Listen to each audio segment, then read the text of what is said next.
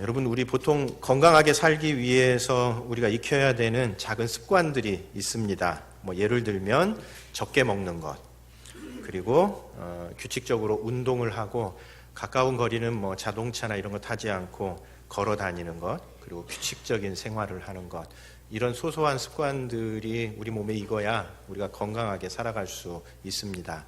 어떤 분이 이런 건강하게 살아가는 소소한 습관들을 그냥 한마디로 약간 불편하게 사는 것이라고 이렇게 정리를 했습니다.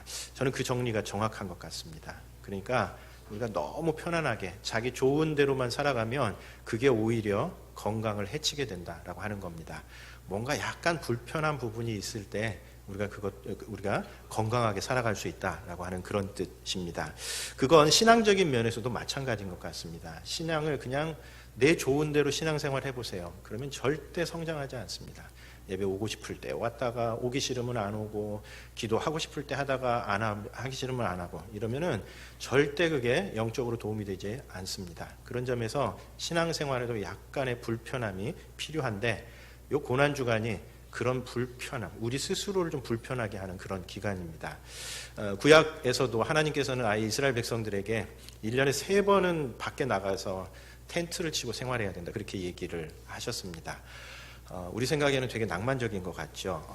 나가서 텐트 치고 좋겠다, 코펠 들고 얼마나 낭만적이겠습니까? 그러나 한번 생각해 보십시오.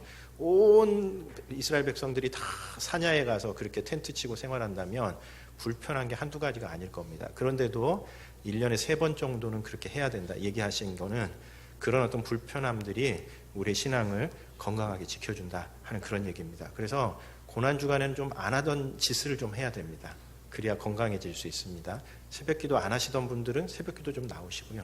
새벽기도 나오시던 분들은 안 나와도 좋습니다. 좀 불편해지세요. 새벽기도 안 나오는 게 얼마나 이 하나님 앞에서 불편한가, 이런 것도 좀 느끼시면서 약간 불편하게 살아야지 내 좋을 대로 하는 것이 결코 우리에게 건강하지 않다 하는 얘기입니다. 그래서 새벽기도 나오시고, 그리고 금요일 저녁 예배도 참석하시고, 그리고 한 끼 정도는 좀 금식도 하시면서 그거를 헌금으로 내시고, 그리고 그 절정은 저는 토요일 날 있는 대청소라고 생각합니다. 그래서 작년에도 와서 우리가 다른 사람들한테 청소 맡기면 되냐, 우리 쓰는 공간인데 적어도 여기는 우리가 함께 청소하고 이래야 된다고 생각했는데 마침 그 작은 꿈이 이루어지는 것 같아서 기쁩니다. 여러분은 안 기쁘겠지만 우리 다음 주가 고난주간인데 하나님 앞에 좀 불편하게, 그게 오히려 내게 건강한 거다 이렇게 생각하시면서 의미 있게 보내시면 좋겠습니다. 우리가 로마서 중반부 한 4부 능선 정도 와 있습니다. 그리고 이 로마서 중반부에서는 거룩의 문제, 거룩한 삶의 문제를 다룬다는 것에 대해서 쭉 우리가 이야기를 해오고 있습니다. 바로 이 앞부분에서 주목했었던 것은 몸의 거룩이라고 하는 것에 대해서 강조하는 것을 이야기를 했습니다. 그러니까 우리가 거룩한 삶을 살아간다는 것, 우리가 하나님의 자녀가 되고 난 다음에 이제 하나님 기뻐하시는 거룩한 삶을 살아간다는 것이 뭐냐라고 얘기할 때에 성경은 우리들에게 몸의 거룩이다라고 이야기한다 하는 이야기입니다. 여러분, 이 거룩함이라고 하는 것은 무슨 추상적이거나 초자연적인 것, 빛에서 뒤에서 막 광채가 나거나 아니면 목소리가, 기도를 많이 해가지고 목소리 이상해지는 것, 이런 것이 아니라는 겁니다. 우리의 몸이, 우리의 전 인격이 하나님 앞에서 거룩해지는 것이다 하는 그런 이야기입니다. 그런 점에서 우리가 거룩이라고 하는 것을 좀 잘게 나눌 필요가 있습니다. 왜냐하면 거룩한 삶을 삽시다 이러면은 우리에게 이렇게 머릿속에서 잘 남지 않고 그냥 확 지나갑니다. 당연히 거룩한 삶을 살아야지, 이렇게 되는 겁니다. 그러나 그 거룩이라고 하는 것을 구성하고 있는 것들을 약간 좀 잘게 쪼개어 보면 거룩하게 된다는 것이 어떤 것이구나 라고 하는 것에 대해서 좀 구체적인 방향들이 생겨납니다. 그래서 지난 시간에 좀 거룩이라고 하는 것을 구성하고 있는 층위 4가지를 좀 살펴보았었죠. 거룩이라고 하는 것은 이 4가지의 요소들이 함께 복합적으로 작용하는 것이다 하는 그런 뜻입니다. 첫 번째 요소는 영성의 측면입니다. 그러니까 하나님 앞에 예배하는 것이 기쁘고 하나님의 말씀을 보는 것이 즐겁고, 기도하는 이 삶이 점점 하고 싶어하는 이런 어떤 영성적인 변화, 하나님 앞에서의 우리의 영적인 변화, 이것이 가장 먼저 일어나는 변화입니다. 우리가 하나님의 자녀가 됐는데도 여전히 예배드리는 게 거리끼고 하나님의 말씀은 보기조차 싫다. 심각한 문제가 있는 겁니다. 우리 안에 영성적인 면에서의 변화가 일어납니다. 그러나 그게 전부는 하냐 하면 그렇지 않다는 겁니다. 성경은 우리들에게 몸의 거룩에 대해서 이야기하는데, 그런 의미에서 우리의 영성적인 변화는 우리의 가치관의 변화, 가치관의 층위의 변화도 함께 수반한다 하는 그런 이야기입니다. 그러니까 하나님의 백성다운 삶의 목표가 생겨나는 것이고, 하나님의 백성다운 가치관을 갖고 살아가는 겁니다. 특별히 이게 중요하다고 생각하는 이유는 우리 그리스도인들 가운데에 정말 뜨겁게 신앙생활하고 정말 하나님 앞에 기도생활, 말씀생활 흠잡을 데가 없는 분인데, 그 사람의 가치관이나 삶의 방식을 보면 저 사람이 그리스도인 맞나? 이렇게 갸우뚱하게 되는 경우가 종종 있습니다. 여전히 세속적인 사고방식 속에서 여전히 물질 중심적인 사고방식을 가지고 살아가는 사람들. 그래서 상위 1%가 돼야 하나님께서 영광 받으신다고 생각하면서 계속 경쟁적인 삶을 살아가려고 하는, 그리고 그걸 이루었을 때 하나님께서 자기를 축복하셨다고 이렇게 생각하는 사람들이 우리 주변에 꽤 많이 있는 겁니다. 그러나 이것은 하나님께서 우리에게 가르치는, 하나님의 백성들에게 가르치는 삶의 방식과는 완전히 다른 것입니다. 오히려 하나님의 백성들은 단순한 삶, 그리고 하향적인 삶, 경쟁의 사닥다리 위에서 어쨌든 수단과 방법을 가리지 않고 내가 저기에 올라가야 된다, 그런 것이 아니라 낮아지는 곳으로 오는 것, 낮은 곳에 하나님의 깊은 은혜가 있다는 것을 알고 하향적인 삶을 살아가는 것, 그리고 나 혼자 하나님이 내게 주신 것 다 내가 누린다, 이런 자세가 아니라 공동체적인 삶을 살아가는, 이게 성경이 우리에게 이야기하는 가치관입니다. 그런 점에서 우리가 거룩한 삶을 살아간다고 얘기할 때 두 번째 층위는 우리의 생각과 우리 가치관이 바뀌는 겁니다. 더불어서 성품의 변화도 일어나게 됩니다.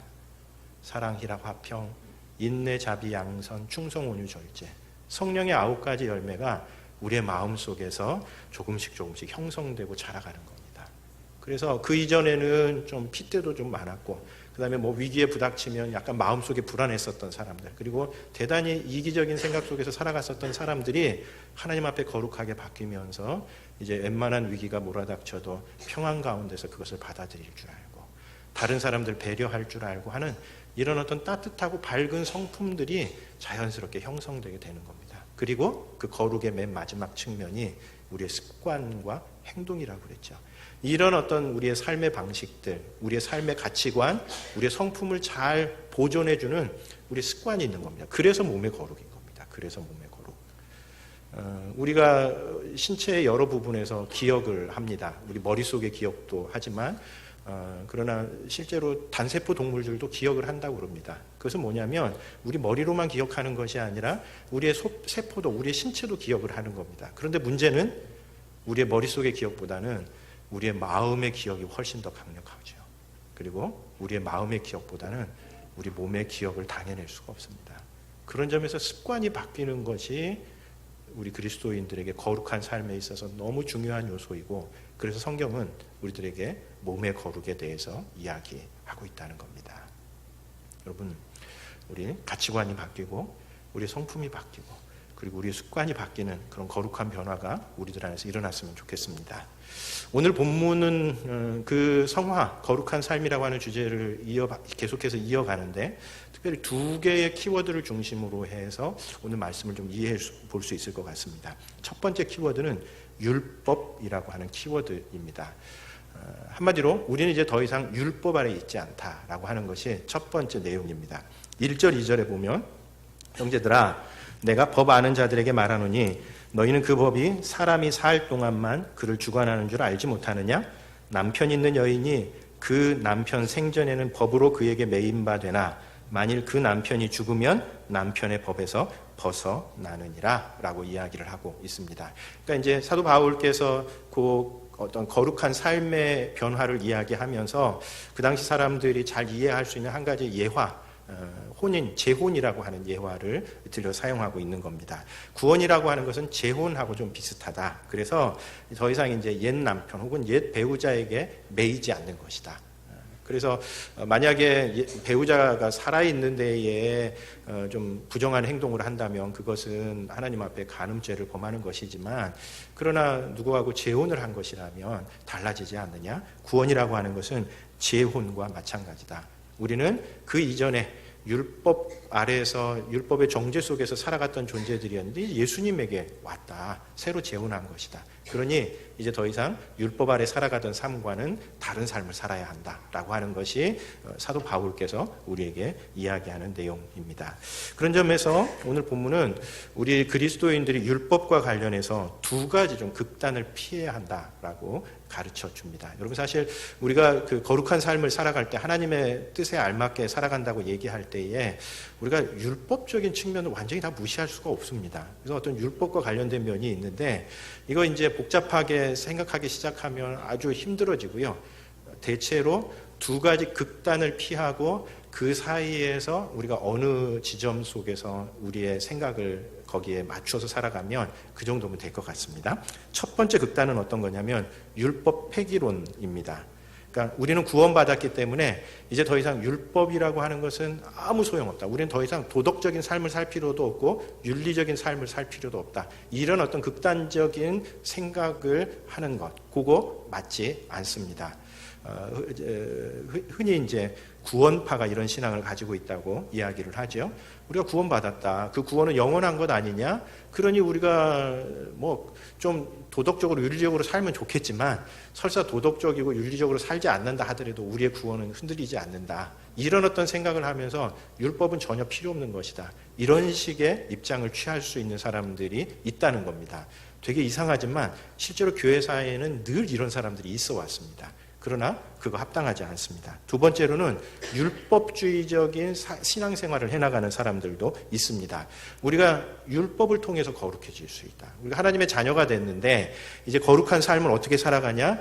율법을 따라서 살아가면서 우리가 거룩해질 수 있다. 이런 어떤 입장을 가진 사람들이 있을 수 있는 이 두 가지 극단을 우리가 다 거기에 빠져서는 안 된다 하는 이야기입니다. 오늘 말씀에서도 그 두 가지 극단을 다 배척합니다. 우선 어떤 오늘 본문이 이야기하는 바는 율법은 선한 것이라고 이야기합니다. 그러니까 필요 없는 것, 배척해야 되는 것, 쓰레기통에 집어넣어야 하는 것이 아니라는 겁니다.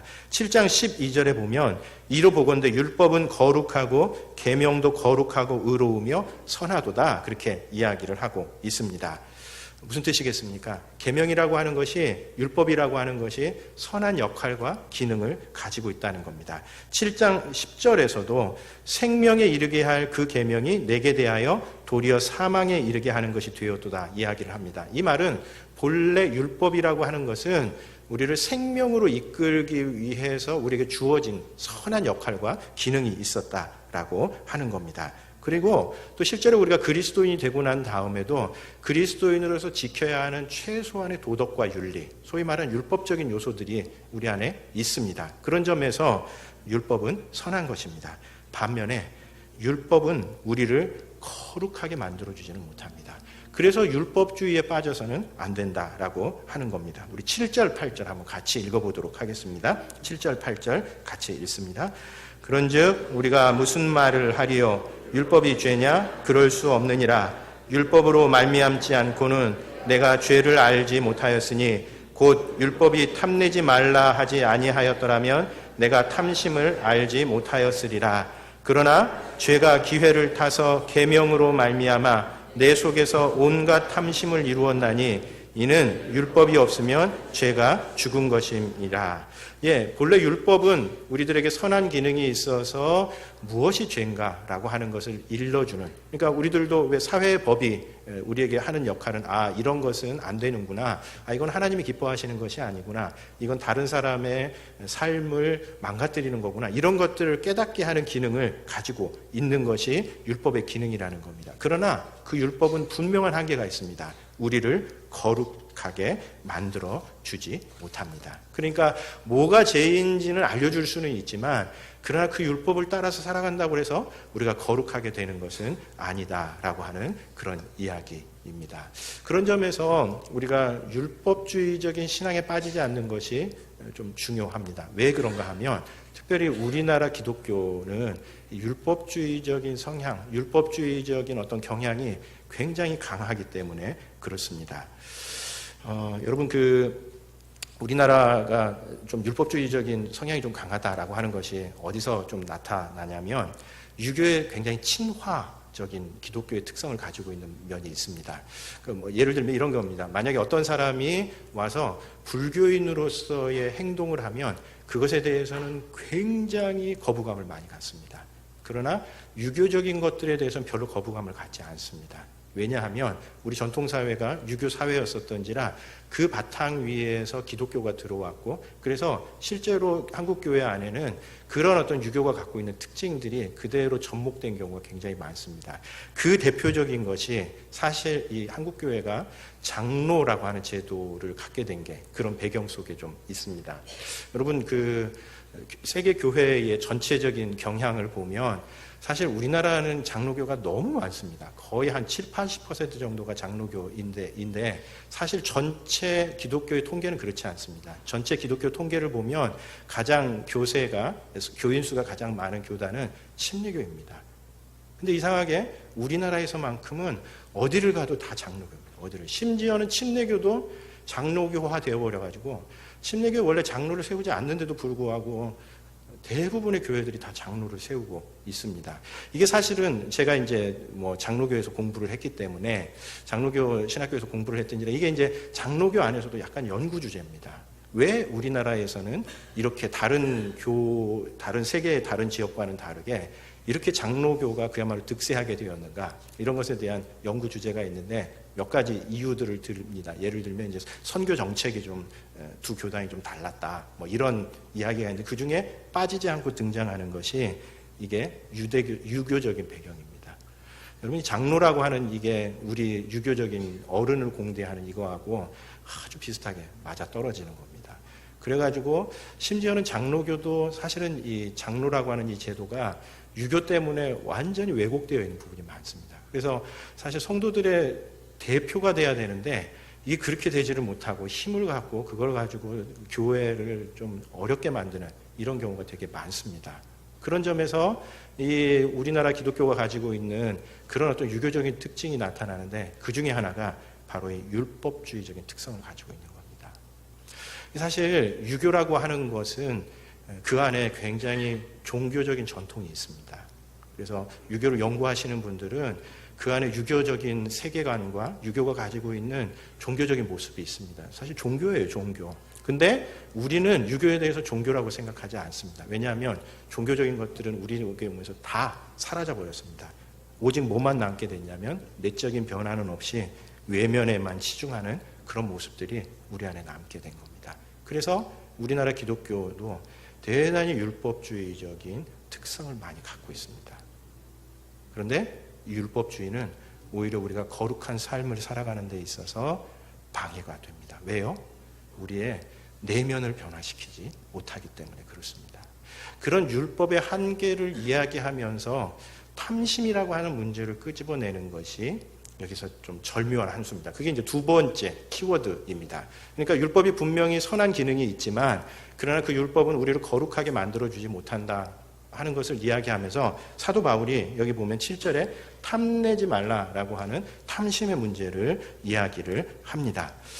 사실 우리가 여러 가지 많은 것을 지적할 수 있습니다. 예를 들면 간음하지 말라는 것도 이야기할 수 있고 혹은 안식일을 지키는 것에 대해서도 이야기할 수 있었을 것이고 살인하지 말라 이런 것도 이야기할 수 있었을 겁니다. 그런데 사도 바울은 여기서 딱 10번째 계명인 10계명 가운데 맨 마지막 계명인 탐심의 문제 하나만 딱 이야기를 합니다.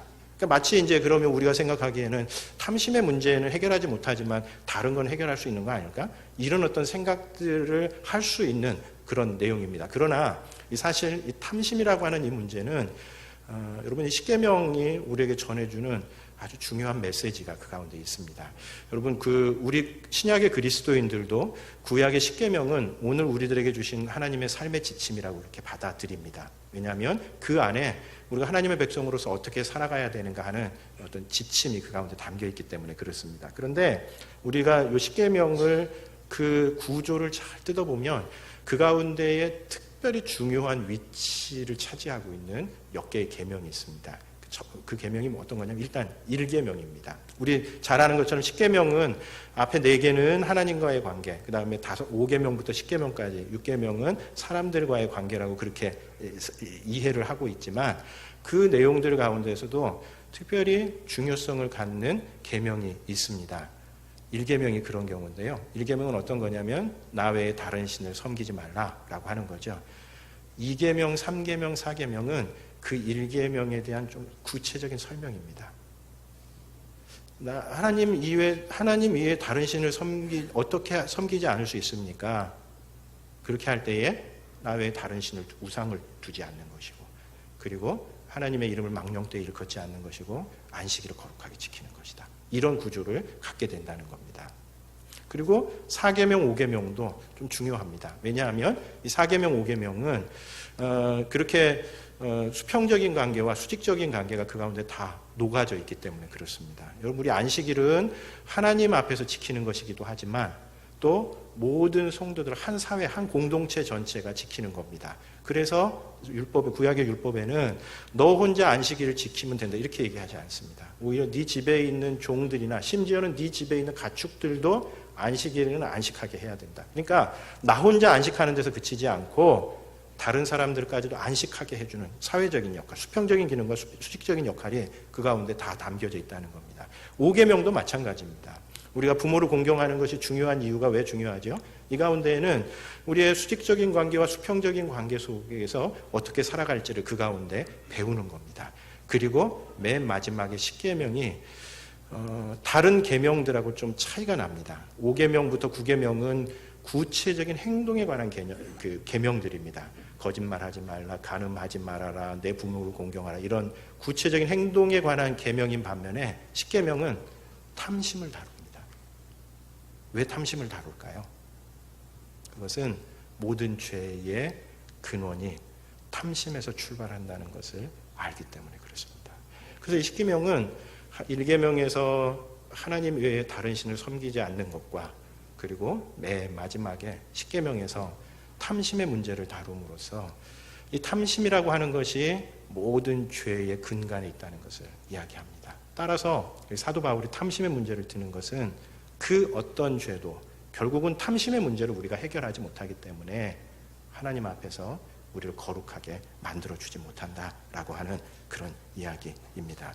8절에서는 죄가 아주 절묘한 이야기를 합니다. 죄가 기회를 타서 계명으로 말미암아 내 속에서 온갖 탐심을 이룬다. 그렇게 얘기합니다. 여기 기회를 탄다라고 하는 이 말은 지렛대로 삼는다라고 하는 그런 뜻이라고 합니다. 그러니까 무슨 뜻이냐면 어떤 계명이 있을 때 이 계명을 지렛대로 삼아서 지렛대가 세워지면 작은 힘만 들여도 저쪽에서는 큰 어떤 결과를 이룰 수 있지 않습니까? 그것과 마찬가지로 죄라고 하는 것이 오히려 이 율법을 이용해서 우리의 탐심을 훨씬 더 부추기고 죄를 더 부추기는 역할을 하게 된다 하는 그런 이야기입니다.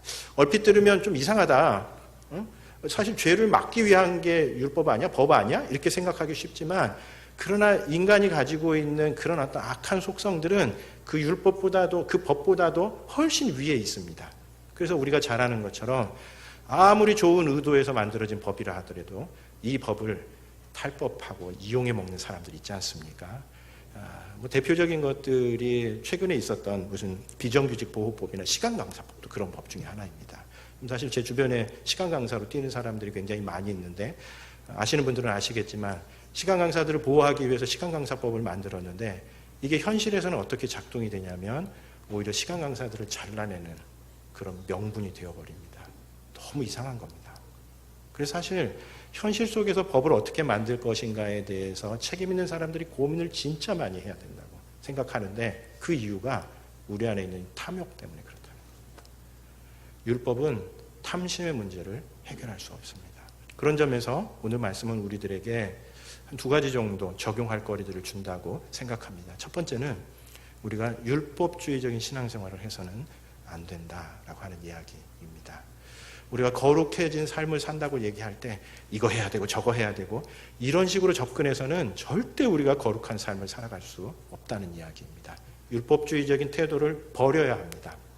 그런 율법주의적인 태도와 율법적인 태도 속에서 신앙생활하는 것과 그렇지 않은 것의 차이를 보여주는 재미있는 예화가 하나 있습니다.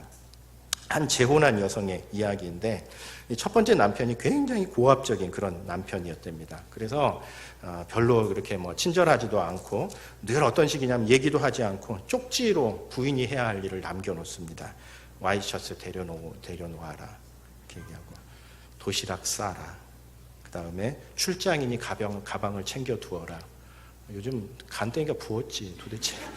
남자가 왜 이러고 있는지 이해가 안 되는 이런 방식의 삶을 살아간 겁니다. 그러니 당연히 부인이 하나도 기쁘지가 않았죠. 결혼이라고 하는 게 뭐 이렇게 재미없나 그렇게 생각하고 있었는데 다행히 남편이 죽었습니다. 네, 다행히 남편이 죽었어요. 그 뒤에 이제 다시 재혼을 했는데 이 두 번째 남편은 첫 번째 남편하고 너무 다른 거예요. 그래서 그런 쪽지 하나도 쓰지 않고 그다음에 늘 이야기하고 그런 겁니다. 너무 행복하게 결혼 생활을 했었던 거죠. 그런데 어느 날 이 부인이 남편을 위해서 빨래를 개다가 막 웃고 말았어요. 이유는 뭐냐면 재혼한 남편에도 자기가 똑같은 일을 하고 있더래요.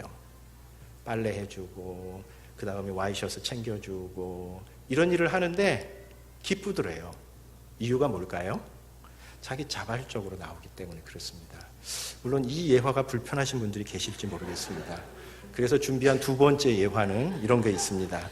전업주부를 하기로 한 남편의 이야기입니다. 첫 번째 아내는 굉장히 딱딱했습니다. 그래서 자기 이야기를 쪽지를 통해서 전달을 했습니다. 세 번째 예화도 있습니다. 남녀가 공평하게 살림을 나누는 예화도 있는데 어떻게 할까요? 네, 대충 아시겠죠? 여러분 율법주의적인 신앙은 오히려 우리를 더 옥죄고 율법주의적인 신앙은 우리를 바꾸어 놓지 못합니다. 두 번째로는 우리의 욕망의 변화, 이게 진짜 변화다라고 하는 이야기입니다. 여러분 죄의 본질이 뭐라고요? 탐심입니다. 우리 안에 있는 이 욕망입니다. 그런 점에서 우리가 하나님 앞에 거룩한 삶을 살아간다고 얘기할 때 우리의 욕망이 바뀌는 것에까지 이르러야 한다는 이야기입니다. 사실 이 로마서 중반부에서 이야기하는 몸에 관한 이야기, 욕망에 관한 이 이야기는 오늘날 이 핫한 인간론에 있어서 너무 중요한 주제입니다. 2000년 전에 쓰여진 성경이 오늘 우리들에게도 똑같은 비중으로 똑같이 중요한 말씀을 하실 수 있는 이유는 이게 뭐 다시 성경 말씀 속에서 인간이 어떤 존재인가 하는 것을 너무 정확하게 보고 있는 겁니다. 인간의 그 죄의 본질이 탐심이라고 하는 겁니다. 그런 의미에서 우리가 하나님 앞에 거룩한 삶을 살아간다는 것은 우리 마음속에 있는 욕망이 바뀌어지는 것입니다. 그럼 어떻게 욕망이 바뀌어질 수 있습니까? 우리가 하나님 앞에 예배하는 이 자리가 정말 중요한 자리입니다. 지난 시간에 한번 인용했었던 그 제임스 스미스라고 하는 분, 요즘 핫한 분이라고 말씀을 드렸는데 이분이 그러면 우리가 기독교가 가지고 있는 여러 가지 영성훈련, 신앙적인 기제 가운데에서 우리로 하여금 그런 어떤 욕망의 변화를 가져다 줄 수 있는 가장 좋은 도구가 뭐냐고 얘기할 때에 이 제임스 스미스 이분은 예배가 그렇다고 이야기를 합니다. 예배는 그 안에 참여하는 사람들의 천인격이 그 안에 포함됩니다. 예배하는 순간 새로운 세계를 꿈꾸게 되고요. 예배하는 순간 우리 일주일의 삶에 대해서 하나님 앞에 털어놓게 되고요. 예배하는 순간 우리가 하나님 앞에 새로운 삶을 결단하게 됩니다. 그런 의미에서 예배의 중심은 설교가 아닙니다. 여러분 준비되어서 예배 오셔야 합니다. 예배 속에서 우리의 상상력이 바뀌고 예배 속에서 우리의 마음 중심이 바뀌는 그 일들이 있어야 우리가 하나님 앞에 거룩한 삶을 살아갈 수 있습니다. 여러분 그래서 주차 때문에 너무 고민하시지 마시고요. 일찍 오셔서 좀 준비하시기 바랍니다. 와서 설교 듣고 그러면 예배 끝난 거다? 그렇지 않습니다. 그런 예배는 우리를 털끝만큼도 바꾸지 못합니다. 우리의 욕망이 바뀌는 그런 일은 우리가 하나님 앞에 전심을 다해서 예배하고 찬양하고 말씀 듣고 그리고 새로운 결단하는 그 모든 것들 가운데서 일어나는 일입니다. 예배야말로 우리 욕망이 바뀌는 데 있어서 너무나 중요한 기제입니다. 더불어서 하나님의 말씀을 깊이 묵상하는 겁니다. 하나님의 말씀을 한 번 읽을 때는 머릿속에만 남습니다. 그러나 그 말씀이 하루 종일 우리의 마음속에서 묵상되고 그 말씀을 읊조릴 때 머릿속에 있었던 그 말씀이 우리의 내면까지도 들어오게 되죠. 그래야 우리의 욕망이 바뀔 수 있습니다. 그래야 내 안에 있는 욕망을 볼 수 있습니다. 욕망이 바뀌는 것. 그것이 진짜 거룩한 변화다라고 하는 그런 이야기입니다. 어떤 분이 욕망은 뱃살하고 비슷하다고 그렇게 얘기하더라고요. 욕망이 살아있으면 여기 뱃살 누른다고 그래서 사라지냐 아니라는 겁니다. 딴 쪽에 삐져나온다고 그러더라고요. 욕망을 죽여야 하는 거예요. 욕망을 어떻게 죽입니까? 계속해서 살아납니다. 그러는 분들을 위해서 여러분 지렁이가 꿈틀대는 이유가 뭔지 아십니까? 덜 밟혔기 때문에 그렇습니다. 확 밟으면요 절대 꿈틀대지 않습니다. 오늘 말씀에서도 우리가 율법을 따라 살아가지 않고 성령을 따라 살아간다 이렇게 얘기합니다. 여러분 성령 안에서 우리의 욕망까지 변하는 거룩한 변화를 경험하시는 여러분들 되시기를 바랍니다. 이미 우리 안에 성령께서 있고 이 성령께서 우리 안에 역사하실 때 우리 안에서 거룩한 변화들이 일어날 줄로 믿습니다. 일주일 동안도 그 능력 가운데 거룩한 하나님의 백성으로 살아가시는 교우님들 되시기 바랍니다. 기도하겠습니다. 주님